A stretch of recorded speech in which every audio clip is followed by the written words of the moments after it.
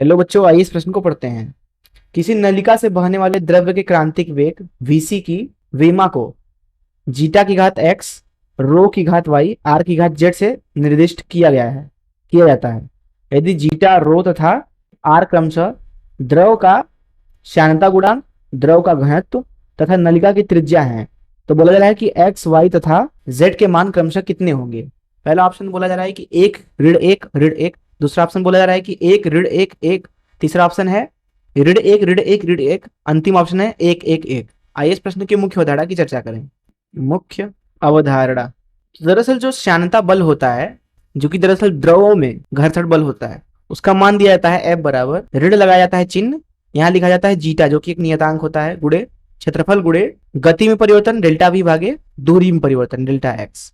तो यहां से अगर हम बोल सकते हैं कि जो F की विमा हो जाएगी वह हो जाएगी जीटा की विमा गुणे क्षेत्रफल की विमा गुणे डेल्टा भी एक वेग ही होगा जिसका मात्रक मीटर प्रति सेकंड होगा। तो इसका मतलब है कि यहाँ पे लिख देंगे गति की विमा जिसको v से दर्शा देते हैं बस, भागे दूरी की विमा जिसको x से दर्शा देते हैं बस। अब जो बल होती है उसकी विमा होती है एम एल टी की घात ऋण 2, ये बराबर हो जाएगी जीटा की विमा गुणे क्षेत्रफल की विमा जो कि एल की घात 2 के बराबर होगा गुणे गति की विमा जो कि बराबर होगी दरअसल एल टी की घात ऋण 1 के भागे दूरी की विमा जो कि दरअसल एल के बराबर होगी।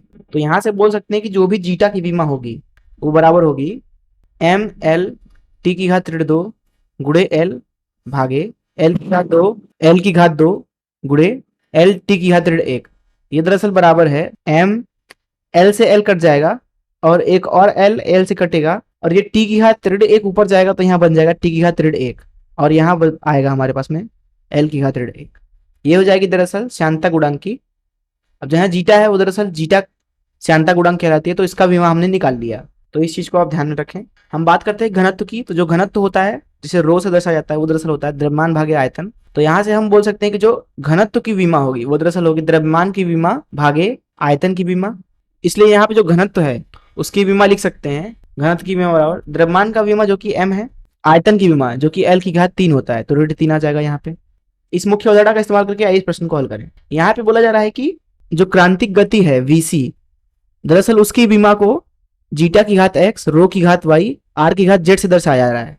अर्थात यहाँ पे जो vc की विमा है वो दरअसल बराबर है जीटा की घात x, रो की घाते y, r की घाते z के बराबर। अब जो जीटा की विमा होती है वो दरअसल है m t की घात ऋण 1, l की घात ऋण 1 और इसकी पूरी घात में लिखेंगे x को। रो जो कि है m l की घात 3 ऋण 3, इसकी घात लिखेंगे y। r जो कि दूरी है तो l लिख देंगे उसकी घात z। ये बराबर है क्रांतिक गति जो कि एक गति ही है, गति का विमा होता है l t की घात ऋण 1, तो इसके बराबर है ये। तो यहां से हम लिख सकते हैं कि जो l t की घात ऋण 1 की विमा होगी ये दरअसल बराबर होगी, यहाँ पे ध्यान से देखें तो m की घात x, t की घात ऋण x, l की घात ऋण x, m की घात y, l की घात ऋण 3y, l की घात z, इसके बराबर हो जाएगी। ये दरअसल बराबर होगी m की घात x धन y गुणे l की घात ऋण x ऋण 3y धन z गुणे t की घात ऋण x और इधर है हमारे पास में l t की घात ऋण 1। दोनों पक्षों की अगर हम तुलना करें तो यहाँ पे हमें x धन y का मान मिलेगा 0 के बराबर, ऋण x ऋण 3y धन z इसका मान मिलेगा 1 के बराबर और ऋण x का मान मिलेगा ऋण 1 के बराबर। अर्थात यहाँ पे हमें जो x का मान है वो दरअसल 1 के बराबर मिल गया। तो इधर लिख सकते हैं कि जो x होगा वो दरअसल ऋण y के बराबर हो जाएगा, जिसकी वजह से यहाँ पे y का मान हो जाएगा ऋण 1 के बराबर क्योंकि x 1 है। और साथ ही साथ यहाँ पे हमारे पास में एक और समीकरण है ऋण x ऋण 3y धन z, इसका मान 1 के बराबर है।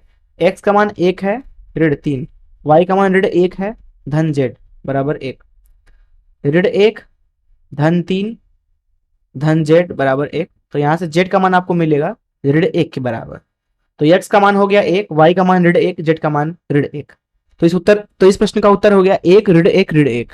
आइए देखें कौन सा ऑप्शन सही है। जैसा कि यहाँ पे आप देख सकते हैं कि पहला ये ऑप्शन सही है, 1 ऋण 1 ऋण 1। मैं आशा करता हूँ कि आपको इस प्रश्न का हल जरूर समझ आया होगा। धन्यवाद।